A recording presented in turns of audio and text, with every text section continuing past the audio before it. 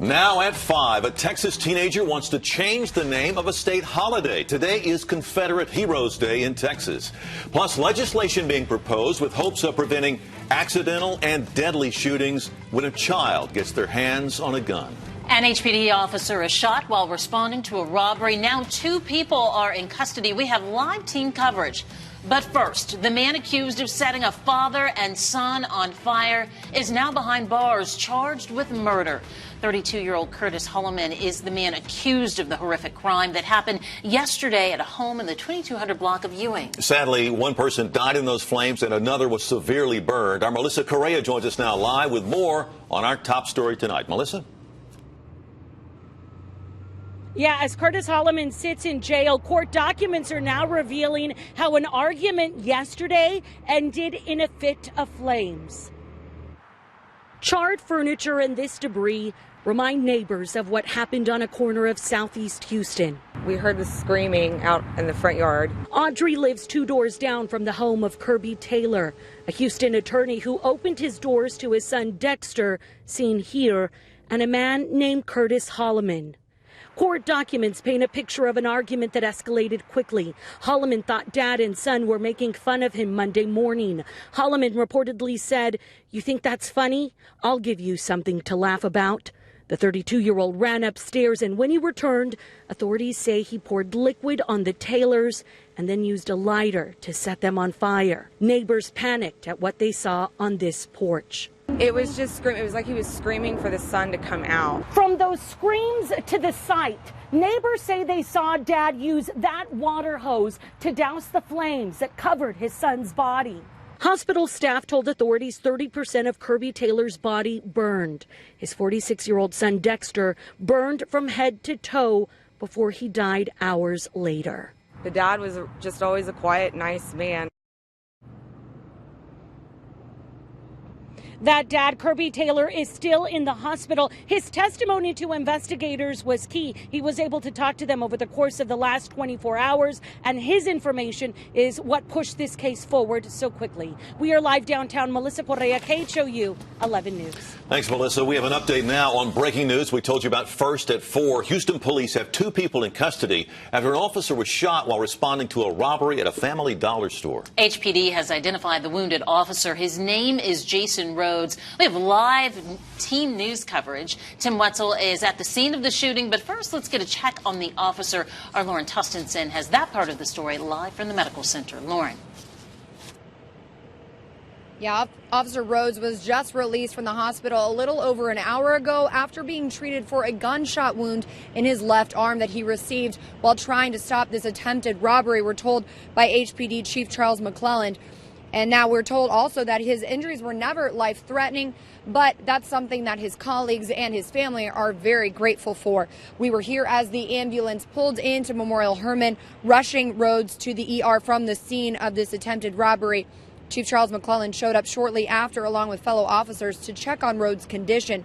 A couple hours later, Rhodes was released. We're told that Officer Rhodes has been with HPD for just over 5 years now, and that he was on his own when he came upon those 2 suspects trying to rob a Family Dollar store. Chief McClelland commended Rhodes for his bravery and says today's incident really does highlight that the danger that these HPD officers face every single day. Live in the medical center, Lauren Tossenson, KHOU 11 News. All right, thanks, Lauren. And our breaking news team coverage continues now with our Tim Wetzel. He joins us live from North Harris County, where this all happened. Tim. Mia, when the call came out that an HPD officer was down, this neighborhood was just swarmed with officers. After an intense search, they arrested 2 suspects. One is an adult, one is a juvenile. Neither man has been charged, according to the HPD spokesman. Officially at this point, investigators say Officer Jason Rhodes was on his routine rounds patrolling the neighborhood when he saw 2 men wearing masks standing outside this nearby Family Dollar store. It occurred to him he was watching the beginning of a robbery. He jumped out, ran after the suspects. As when police say they opened fire, hitting Rhodes in the arm. Tonight, Houston's police chief is praising him for going above and beyond to stop a crime. I certainly want to highlight the bravery of Officer Rhodes. And men and women of HPD do this every single day. But Officer Rhodes was by himself and did what heroes do, thought of others before he thought of himself. And he knew that the people in that store was going to be in great danger if those individuals were to enter. And there's certainly relief here in the neighborhood now that both suspects have been caught. Coming up at 6 o'clock, we will hear from a teenager who actually says she witnessed these men shooting at that officer. We're live here in North Houston. Tim Wetzel, KHOU 11 News.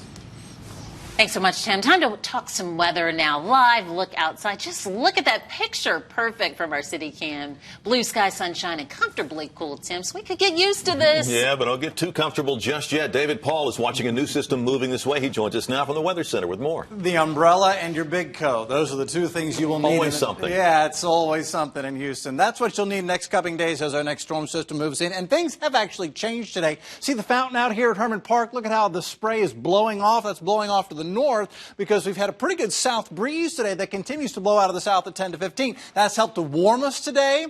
We're in the 60s out there right now, and it is just downright gorgeous. But here comes our next storm system. I'll show you when it's going to hit here, what it means for rain, what it means for our temperatures, and the huge snowstorm heading for the northeast. A lot to show you coming up in a few minutes. All right, thanks, Dave. See you then. One of the stories we just hate to report, a 4-year-old boy is in critical condition tonight after deputies say he shot himself in the head at his grandparents' house.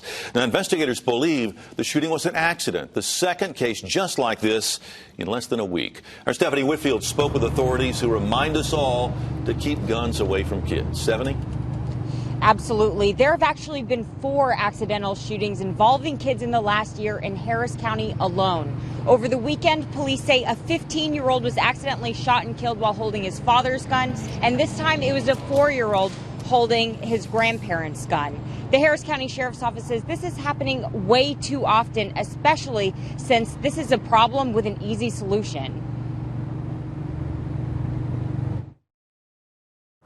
Neighbors on Redbud Berry Way in Cypress woke up to the sound of a single gunshot, then sirens. The victim was a little boy. How did he get a gun? How did he get his hands on a gun? Or how did it happen? That does run through my mind. We now know that little boy was staying here at his grandparents' house with a younger sibling. The 4-year-old was in an adjacent bedroom, had been put to bed earlier. The grandmother then took the 2-year-old to go put him in with the 4-year-old and did not see the 4-year-old there. Deputies say the grandmother found the child on the floor of her bedroom. He had shot himself in the head above his right eye using a small Derringer .22 pistol. Sheriff Ron Hickman says what happened could have been avoided. Make sure that even if somebody else's kids come to your home, relatives' kids, that they can't find a weapon in a working condition and injure someone you know or care about. Deputies showed us how it only takes a few seconds to lock a gun.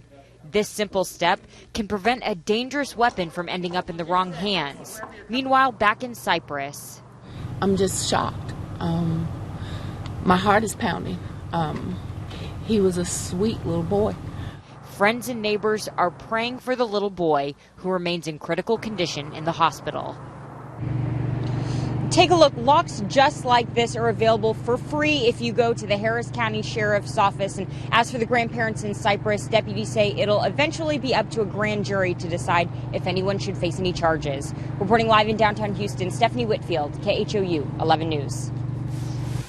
Police are trying to track down a missing man last seen in Texas City. David Loubay's family says he never made it home on Saturday in Galveston. He was driving a red 2007 Honda Accord and was wearing a long trench coat, khaki pants, and a plaid shirt. He is a diabetic and needs to take medication daily. If you know where he is, call either the Texas City or Galveston police departments.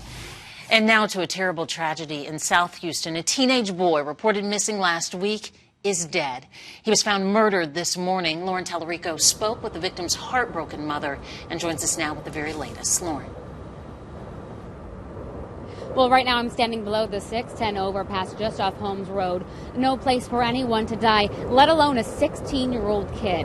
Ryan Roberts was a student at Jeff Davis High School. His body was found at about 8 o'clock this morning by EquiSearch in the wooded area behind me. Now, his mother, Christina, reported him missing last Friday after Ryan never made it home from school. After searching for him all weekend long, she says she finally got a gruesome tip that a friend of her son's had killed him. That tip came from the friend's cousin. Now, what makes it even more disturbing is the friend had lived with that family at one point and was even in their home over the weekend.